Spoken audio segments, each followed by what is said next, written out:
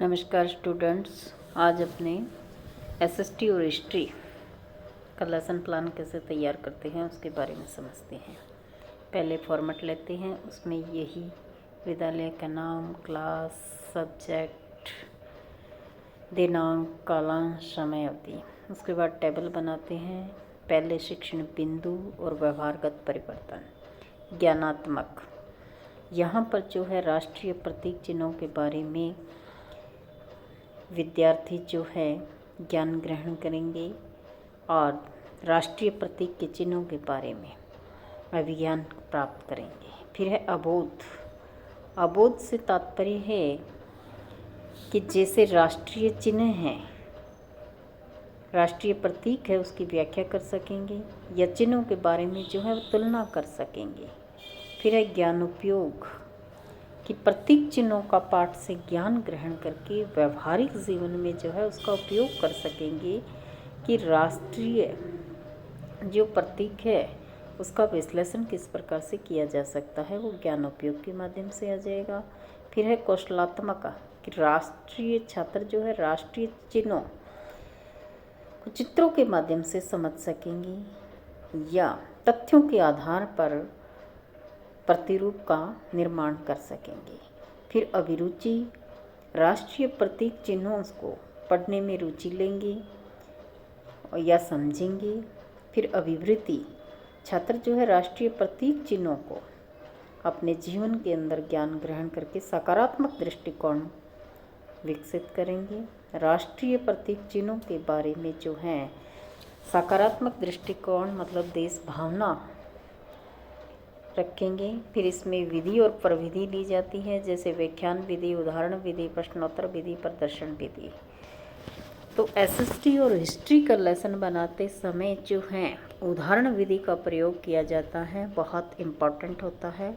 उदाहरण के साथ साथ प्रदर्शन विधि, ये दोनों इम्पॉर्टेंट होती हैं क्योंकि बच्चा जो है करके देख के और देख कर अधिक सीखता है। फिर सहायक सामग्री, चाक, डस्टर, झाड़ू आदि का प्रयोग करेंगे। पूर्व ज्ञान के आधार पर छात्र जो है राष्ट्रीय चिन्हों के बारे में सामान्य जानकारी रखती हैं। फिर हम प्रस्तावना लेंगे। प्रस्तावना में जो है बच्चे जो है हमें लेके आना है राष्ट्रीय प्रतीक के बारे में। तो इससे हम पहला क्वेश्चन बनाएंगे, हम किस देश में रहते हैं। बच्चा का आंसर आएगा भारत में। भारत में राष्ट्रीय पर्व कब मनाया जाता है या कौन कौन से पर्व मनाए जाते हैं। तो इसमें बच्चे का आंसर आएगा 15 अगस्त और 26 जनवरी। फिर हमें जो है नेक्स्ट क्वेश्चन निकालना है कि 15 अगस्त एवं 26 जनवरी को क्या पहराया जाता है। बच्चे का आंसर आएगा झंडा या तिरंगा। तो तिरंगा ध्वज हमारे देश का क्या है या किस अन्य नाम से जाना जाता है। तो राष्ट्रीय प्रतीक के बारे में आज हम ध्यानपूर्वक या अध्ययन करेंगे। ये समस्यात्मक क्वेश्चन आपका बन जाएगा। फिर उद्देश्य कथन कि अच्छे बच्चों आज हम राष्ट्रीय प्रतीक चिन्हों के बारे में अध्ययन करेंगे। फिर वही टेबल बनेगी जिसमें प्रस्तुतिकरण में टेबल बनती है। पहला अध्यापक कथन, जो शिक्षण बिंदु हम लेते हैं राष्ट्रीय ध्वज तिरंगा। फिर छात्र अध्यापक क्रिया, छात्र क्रिया, विधि और प्रविधि। इसमें विधि और प्रविधि और श्यामपट दोनों चीज़ें। श्यामपट जो है हम अध्यापक कथन पढ़ाते समय इम्पोर्टेंट जो चीज़ आएगी वो श्यामपट में नोट करेंगे। यहाँ पर जो है व्याख्यान विधि और व्याख्यान विधि के साथ साथ यदि आप राष्ट्रीय चिन्हों का प्रदर्शन करते हो तो प्रदर्शन विधि का भी प्रयोग किया जा सकता है।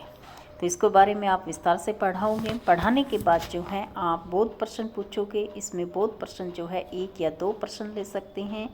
फिर विकासात्मक प्रश्न आता है। विकासात्मक प्रश्न का मतलब है कि नेक्स्ट आगे हम लेसन का विकास करते हैं, जैसे अन्य राष्ट्रीय पुष्प या पशु, कोई भी टॉपिक आप जो है पढ़ाना चाहते हो वो ले सकते हो। फिर उसके बारे में आप विस्तार से व्याख्या करके जो है बोध क्वेश्चन, बोध के बाद आप विकासात्मक क्वेश्चन, विकासात्मक के बाद जो है नेक्स्ट आपका अध्यापक कथन आ जाएगा। जैसे राष्ट्रीय पक्षी मोर, मोर के बारे में हमने विस्तार से उसको बताना है। फिर नेक्स्ट जो है बोध क्वेश्चन ही पूछा जाएगा।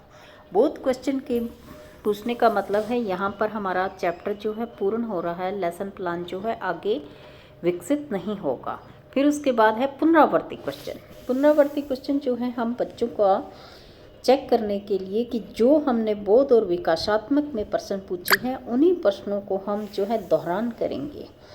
जैसे भारत का राष्ट्रीय ध्वज कौन सा है, या राष्ट्रीय ध्वज में कितने रंग होते हैं, कितनी तिलियां होती हैं आदि का क्वेश्चन हमने जो ऊपर क्वेश्चन रिपीट किया था उन्हीं में से हम पूछेंगे। फिर नेक्स्ट है मूल्यांकन प्रश्न। मूल्यांकन प्रश्न में जो है आप वस्तुनिष्ठ प्रश्न पूछ सकते हो, एक तो रिक्त स्थान ले सकते हो, और सत्य असत्य, और फिर अंत में गृह कार्य। गृह कार्य में जो है आप 2 क्वेश्चन डाल सकते हो, निम्नात्मक क्वेश्चन ले सकते हो, पर्यवेक्षक टिप्पणी और पर्यवेक्षक हस्ताक्षर। इस तरह से जो है आप हिस्ट्री और एसएसटी के लेसन प्लान जो है आप तैयार कर सकते हो। धन्यवाद। इसी तरह की नई नई जानकारी के लिए हमारे चैनल पर जुड़े रहिए। प्लीज़ शेयर और लाइक ज़रूर कीजिए।